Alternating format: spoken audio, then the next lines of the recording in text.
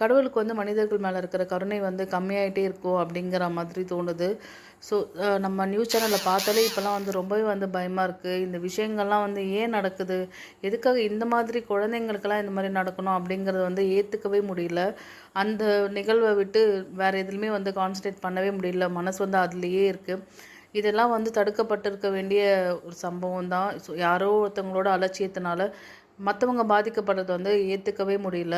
Rules எல்லாம் வந்து follow பண்ணணும் அப்படிங்கிறதுக்காக தான் கொண்டு வராங்களே, அதையெல்லாம் வந்து மீறுறதுல வந்து என்ன கிடைக்க போகுது அப்படி தெரியல. ஒரு விஷயத்துக்கு வந்து நம்ம பண்ணும்போது ஒரு சில விஷயங்கள் நம்ம லேட்டாக பண்ணும்போதும் எதுவுமே மாறப்போகிறது கிடையாது. ஸோ 10 நிமிஷம் லேட் ஆனால் ஒன்றும் கிடையாது. எப்படியும் லேட்டு. ஸோ அதை இன்னும் கொஞ்சம் லேட்டாக போய்க்கலாம்.